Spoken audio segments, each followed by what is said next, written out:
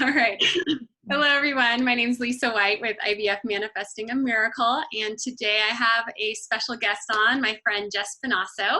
Welcome, Jess. Hi, I'm so glad to be here. Yay. So we're here for a Soul Sister conversation. And Jess has a few different titles. You are known as the Self-Care Goddess. And also, what is it? The Brave Life Catalyst as well. So I'm just so honored to have you with me today for this conversation and speaking to those on the ride of fertility. I hate to say infertility, it's really a fertility journey, but those who are in the struggle, something that you and I both completely agree on is the importance of self-care, nurturing ourselves. And especially when you're faced with something as challenging as fertility struggles, it's essential, like more than ever, to nurture yourself and take care of yourself. Kind of share a little bit, would you share a little bit about like what you, why is self-care so important to you, and how did you kind of get that title for yourself, self-care goddess?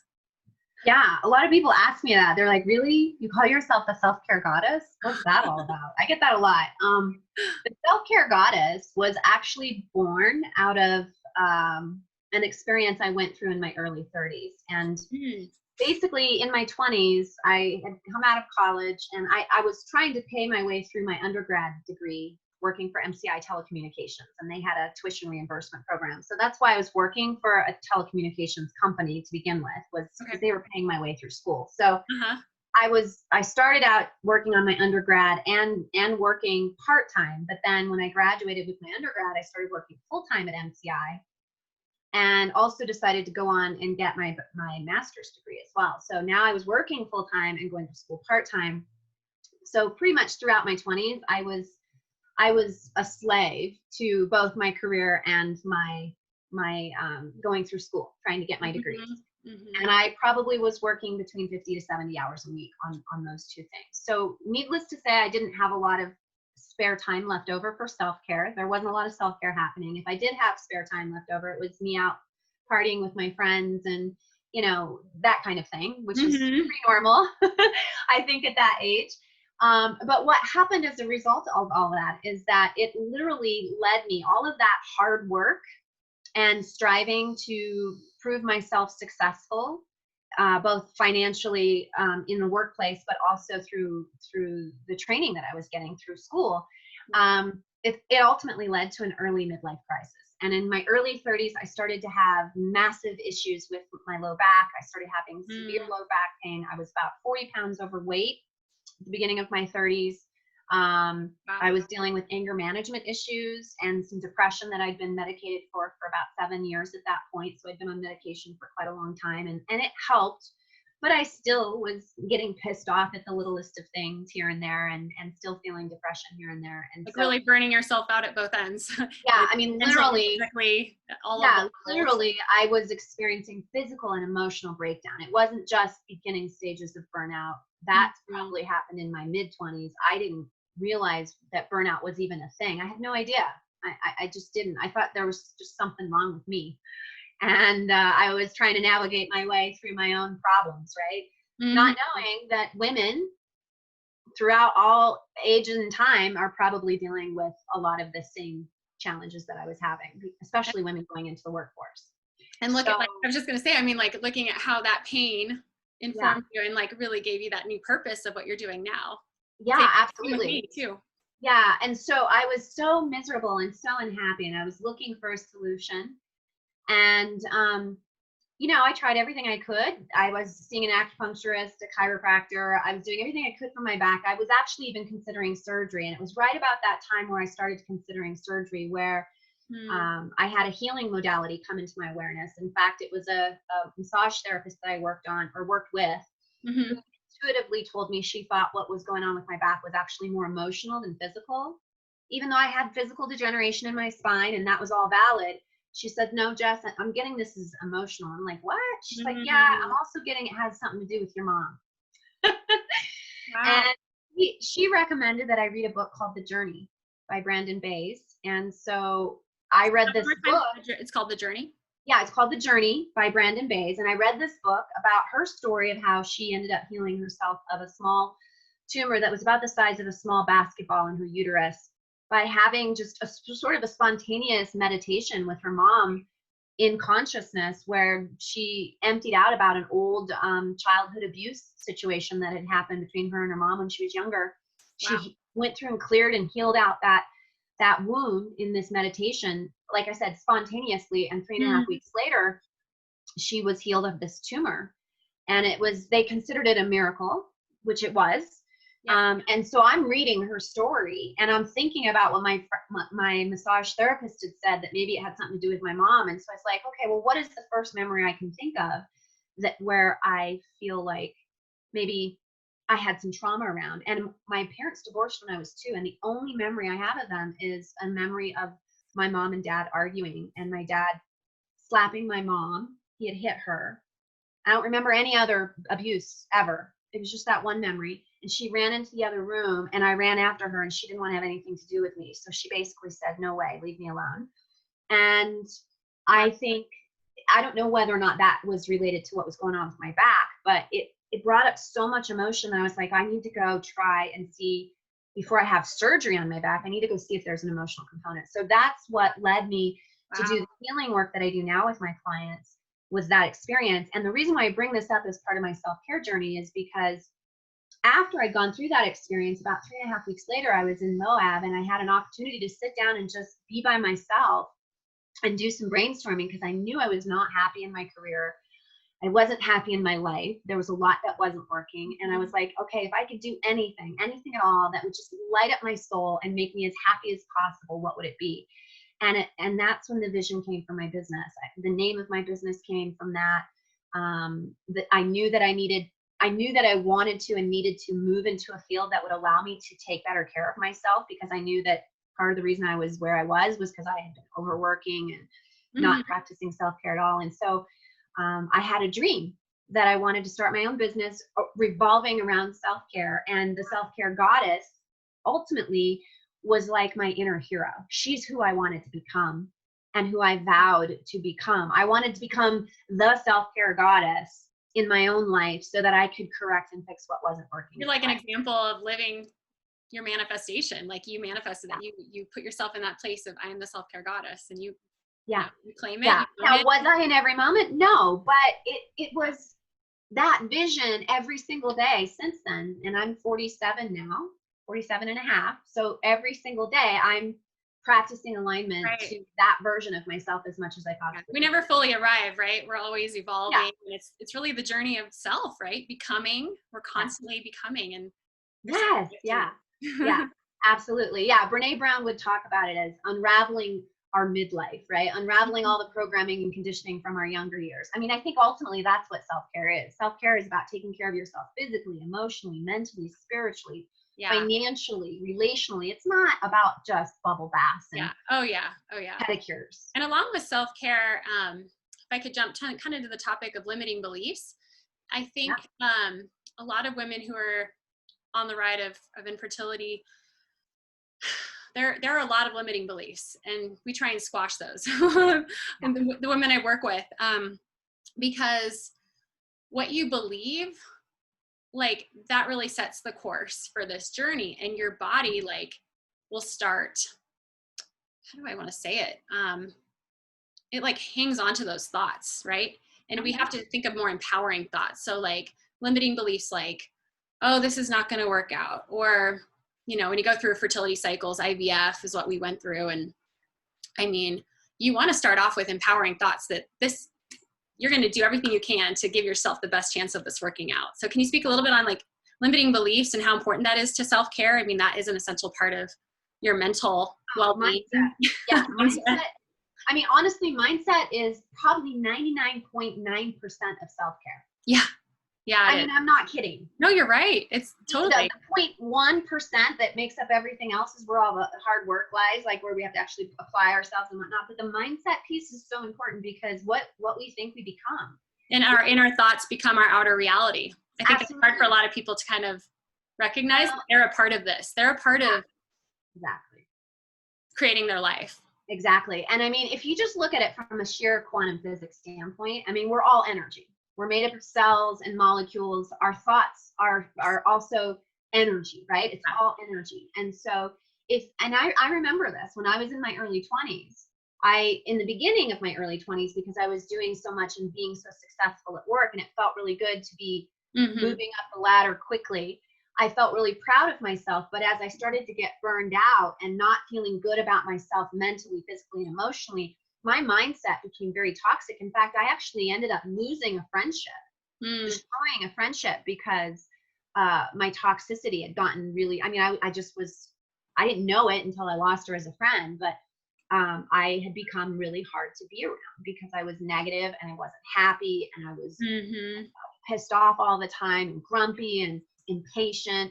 And the thing is like, when you don't feel good, then it's going to lead to us thinking bad things. But then those thinking bad things and negative thoughts are just going to make it all worse. So it becomes sort of like this negative vortex. I call it the victim vortex that we go into. And the only way that we can move our way out of that, number one, is to decide, which is all mental thought, right?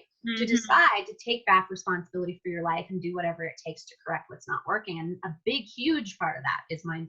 Oh, completely. So beliefs play a huge factor or a huge role in our demise, so to speak. And to my point about what I was going through in my 20s, part of the reason why I worked so hard to provide for myself through my career, and also so I could pay my way through school, was because when I was raised by my dad, I ended up living with my dad growing up, and we lived in a real small town in south central Colorado called Saguache, which is a very small town, about 600 people. And we didn't have a normal house. In fact, I didn't have running water or electricity until I was in the 5th or 6th grade. Oh, wow. So growing up in basically poverty conditions, I had taken on beliefs about myself that I had a fear of failure, that I had to be very success focused, that success equaled money, that in order for me to be happy, I needed to have money. And what's interesting about all this, and here's why I say this and why it's so related and important, is later I ended up reading a book by Louise Hay called You Heal Your Life. And I looked up what low back pain was really all about. And it was about not feeling financially supported, which was my entire childhood. Wow. And I manifested back issues in my mid-20s because that's all I was focusing on, was how much money can I make? How much money can I make? How much money can I make? Interesting. That's what would make me happy. So funny. Wow. Louise Hay was right on back in the day, wasn't she? You have one of the early copies of that book. I haven't seen that cover before. It's an old book, but I've done a lot of work, a lot of clearing work around that to clear that out. And I mean, it still pops up occasionally as a self-employed entrepreneur. You know, if I don't have cash flow coming in regularly and consistently, then it can trigger some of that for me still. I haven't been in that position for a while, thankfully. But it's not as bad as it used to be. And it certainly wasn't, it's not driving me to overwork like I was. I mean, I know how to take breaks now, and I know how to prioritize self-care every day to make sure that I'm staying grounded and connected to my body, my mind, and my spirit, instead of just running from basically running and operating from all my limiting beliefs. No, so true. And recently I got to hear you speak on a talk you titled, "What's the Gift?" And related to mindset, you in that talk shared kind of comparing two different types of mindset, a fixed mindset and a growth mindset. And how I was interpreting this going through, in preparing for our talk today, just the fixed mindset where people kind of get stuck in the challenges or the obstacles, and where of a growth mindset, you're embracing the challenges, or you're kind of not welcoming the setback. I don't want to say welcome the setback, but that you're kind of tuning into more of how can you grow from this? What is this here to teach me? And kind of moving through that. So would you like to share any kind of your thoughts around a fixed versus a growth mindset? I mean, mindset's everything. Like you and I both agree on that. Yeah. I mean, yeah, absolutely. I think for me, when I was operating in my 20s, I feel like I was probably operating from a fixed mindset.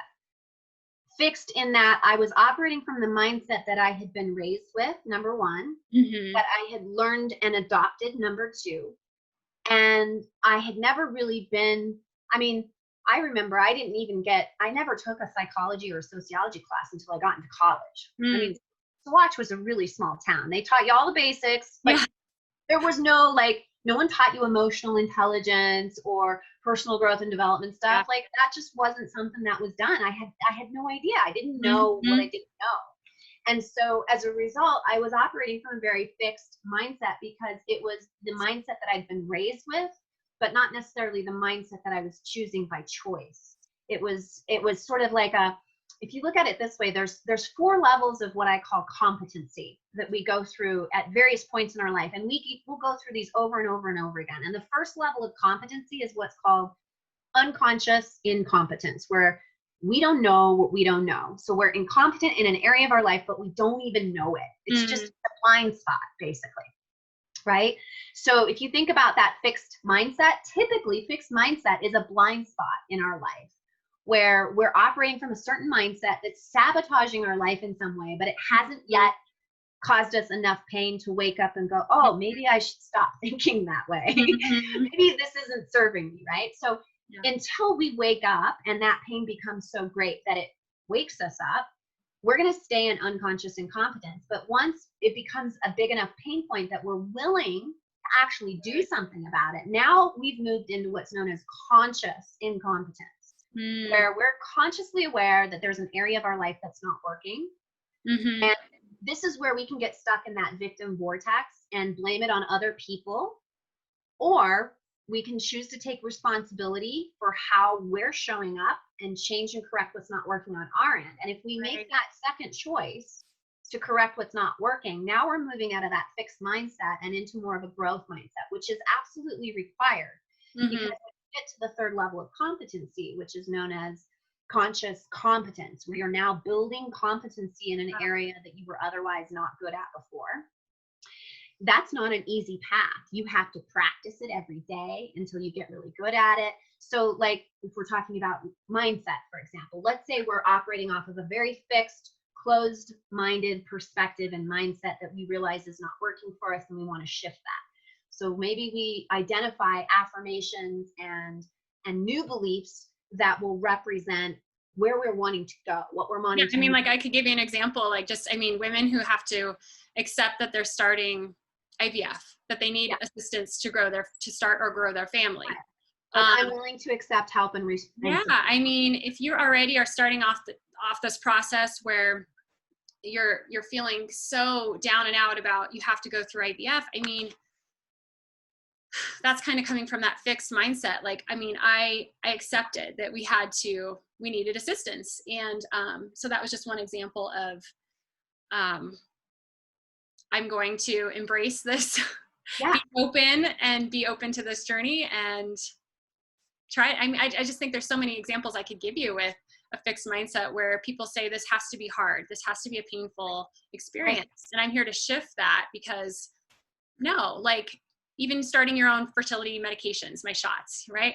So my husband, I was nervous about kind of starting shots and he kind of helped me. And I had to learn pretty quickly, I got to do this for myself. And like 2 days after I got all my medications, I was going to the Ellen show in LA for like the 12 days of giveaway thing. And I'm like, I'm not going to miss this. Like, I got to learn how to do these shots. Like I'm embracing this growth mindset mentality. Like I'm going to do this, You're diving into it. It's all new. You're not gonna stop me. So I quickly learned, I'm going to learn how to do these myself and really be empowered. So I think that's kind of a difference, that people could be stuck in this place that's keeping them not moving forward, or are you going to be open and see the gift? And exactly. Yeah. So that fixed mindset is typically what you'll see when you're operating out of unconscious or conscious incompetence, the first two zones, right? Now you can still operate from that place in the third level. It can still happen. But the more you are open to receiving all the gifts and the lessons and the wisdom that you're gaining from every single step that you take, every setback, every challenge, every mistake that gets made along the way, the easier it's going to be as you practice and navigate through level 3 competency, and you practice over and over again, like giving yourself shots every day until you probably got to the point where you were an expert at it, right? Yeah. Like once you get really good at it and you've done it often enough, then it becomes fourth level competency, where now you can do it without even thinking about it. This is the self-mastery zone. This is where now you are operating from a place of unconscious competence, and you can do it without even thinking about it, like with your eyes closed, kind of a thing. And I'm thinking like about the setbacks too, like how, and I write about this in my book, how life is full of setbacks. Life is full of different things that show up that we have to adapt and change. And how are we going to roll with those setbacks?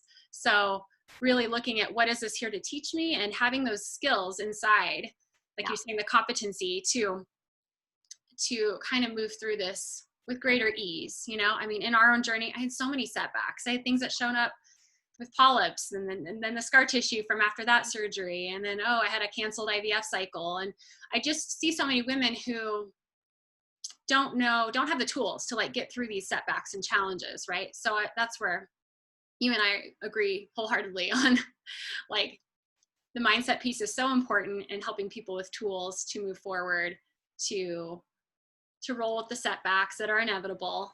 Yeah. And see the gift. I don't know. I mean, there's just, life is, if life were easy, and my mom taught me this too, if life were just so easy breezy and we didn't have any setbacks, like where's the growth, right? Yeah. So. Yeah. Well, and when you ask the question, what's the gift? What we're really looking for is, okay, that sucked. That sucked really bad. But if I can look for the gift in that experience, you know, Napoleon Hill is one of my favorite authors. He's a really well-known personal growth and development author. And he, in Think and Grow Rich, he talks about the fact that there's, within every single setback, failure, and mistake you ever make, there's the seed for your success, or your happiness, or your joy, or your freedom, whatever you want to call it, right? There's the seed for awesomeness within that setback, challenge, and failure that you're experiencing. Or, you know, like, for example, I had a very dear friend of mine who I knew from the time I was 15, who literally just passed away this past weekend. And I'm so sad about it. At the same time, I'm so grateful that I got to have my experience with her, that I got to have her in my life. And so one of the things that helps me navigate that difficult time, I'm certainly giving myself lots of room and permission to grieve, because that's important. But I'm also going, okay, what's the gift in this? The gift is that it can help me maybe reach out to my family more and tell them that I love them. And maybe we'll all become closer as a family. I've already seen it happen. We've already been connecting at a much deeper level, and I can reach out to my nieces and be there for them. And, you know, so and I can appreciate the people who are in my life and make sure that they know that, like, that's part of the gift. There's always bitterness in life. And if we can learn how to turn that into bittersweetness, it's a really powerful tool. So that practice of asking what's the gift, and, you know, I had a whole series of questions related to that particular talk that you were talking about, but that practice has literally transformed my life. It's helped me trust myself more, and it's helped me trust that I'm being supported by God, creator, universe, whatever you want to call it. It helps me know that no matter what, I'm going to be okay. Yeah. In the end, it's going to work itself out. You're so right. And I'm so sorry again for your loss. You gave a beautiful tribute to your friend that I saw on Facebook, and you mentioned grieving, and I want to thank you, because when I was, I'm gonna get teary, but like when I was grieving the loss of my mom, like you reached out and like making sure I was okay, and like holding a safe space. And like that's such a gift, and there is such a self-care quality to that. Like we honor the grieving for ourselves and for others, to give them space. Oh my gosh, sorry. But like you I just appreciate like the gifts you've given me, and recognizing like how important it is to be there for others who are grieving. And oh my gosh, sorry, I didn't expect to cry. Oh, it's okay. But that, you know, like, I think self-care is really about receiving the full breadth and experience that life has to offer. It's not about, like, we're all going to go through pain. We're all going to have challenges. We're all going to have heartache and loss and things like that. But if we can learn how to embrace that, which is not easy, because, I mean, who teaches us emotional intelligence? I know my parents didn't know emotional intelligence. So, you know, learning how to express and feel and receive, like I was telling you at the very beginning of the call before we got on, that our body is a barometer for our soul. And if we shut down any aspect of that, or ignore any aspect of that, or pretend like that doesn't exist, that that ignored feeling or emotion or way of being in our life is eventually going to get so bad, like it did for me. Like my body was talking to me in my 20s, and I didn't actually, start doing something about it until my early 30s. And I tried everything I could think of, and I was getting really discouraged. But ultimately, at the end of the day, because I was so persistent in wanting to work through that pain, I wanted to get rid of it. But ultimately, what I realized later was that pain was a beautiful gift, because if I hadn't been through that pain, I wouldn't know firsthand what it was like to go through burnout. I wouldn't be supporting men and women today in working through burnout in their own life. I wouldn't have been introduced to the healing work, which has just opened up so much for me personally and helped me grow and evolve, and also allowed me to hold space for people like you were saying. Yeah. When they're having these deep, dark night of the soul moments, I'm way more emotionally intelligent than I ever was before. And if I hadn't been through that experience, I wouldn't be where I am today. I wouldn't have gained the knowledge and the wisdom and the grace that I have. I'm not saying that I'm perfect by any means, but I'm so much healthier now, physically, mentally, emotionally, spiritually, financially, and in every way than I was in my 20s. Yeah. It's a vast difference. Just listening, like you mentioned, listening to our body, honoring our emotions. I mean, you're preaching it, girl. Like, I totally agree. Like, our emotions are there to teach us and guide us. And when we can tune into that kind of inner wisdom within us, like that's self-care right there. I mean, that is going to support us through challenges, hardships, obstacles, on our personal path to growth. Yeah. And I think, that question, what's the gift? So if somebody who's watching this is going through a really rough experience, whether it's related to the pandemic or just something that's going on in their life, or the IVF challenges that they've been through, what's the gift is a great way to glean that wisdom. Oh, yeah. This is what helps us grow. That's the essence of a growth mindset right there is, pull the gift out. What's the gift?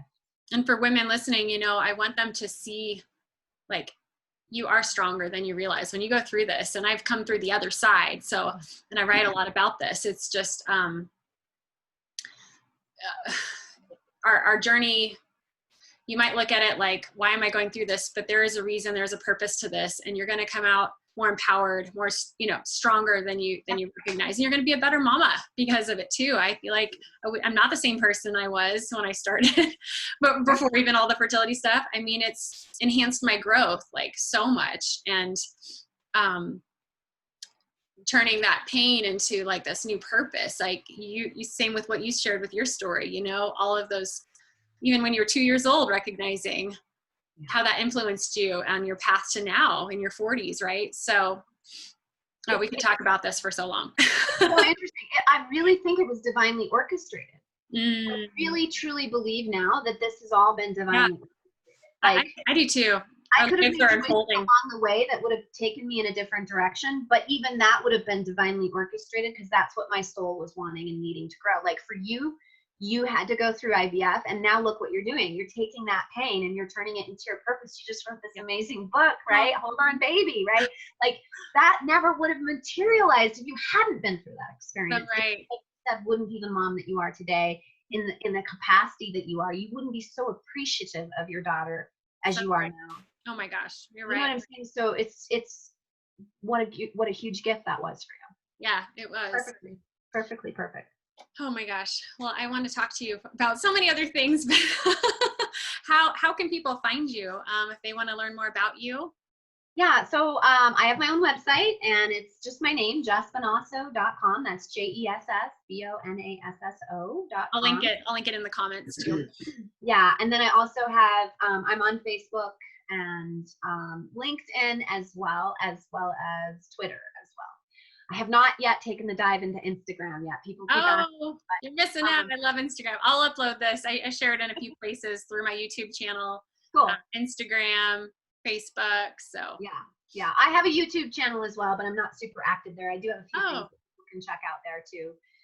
But yeah, and I'm also on just a regular Facebook. So if you want to hit me up, be a friend, and reach out and say hi, I would love that. Yeah. And, thanks for asking. Thank you for talking all things self-care and self-care goddess. Absolutely, absolutely. And if anybody's interested, I do have a freebie that I can offer on my website. It's just a free Brave Life assessment and toolkit. And the beautiful thing about the toolkit is we were talking about those levels of competency earlier, right? And I was saying a lot of people are operating out of blind spots. And so one of the things that's included in the toolkit is an Enneagram assessment, which is a wonderful personality system for helping us awaken to what's not working so that we can start basically working on the disintegrated parts of our personality, which would include limiting beliefs, unhealthy habits and patterns that we're engaging in that we're probably doing from an unconscious competent zone.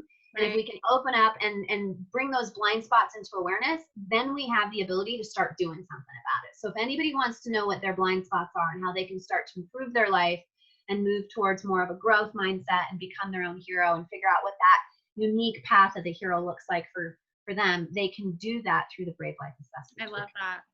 Yeah, I'll definitely link your website so people can take advantage of that free assessment. Thank you. And love you, Jess. I love you, sweetheart. You're amazing. And I'm so excited for you in this new direction that you're moving in. And I know the first time we talked about it and you started saying that this was what you wanted to do, I was like, oh my gosh. 1,000 times women like you who've helped pave the way, and we were in some different supportive coaching groups at one point together and cheering each other on. And I mean, you kind of were at the beginning when this was just an idea, right, that I had, that I'm like, this is a calling I have. I need to pursue this. So thank you. And that's the thing. You're being divinely guided to do this now as a result of all that pain. So isn't that amazing? You've worked your way through it. So if anybody's watching this and needs help and support from Lisa, she's one of the most amazing, loving souls I've ever met. And I know she's helpful to you. So thank you so much. Well, I appreciate that. If anybody does need support, I do provide personalized support, and you can find me at ivfmanifestingamiracle.com, and also my books on Amazon. Hold On Baby, the paperback will be coming very soon, and I can't wait to share it with you, Jess. I do give a shout out to my super tight soul sisters, so I see that, but yeah, reach out to me, and I'm here to help you on your fertility journey. Love ya. See you guys.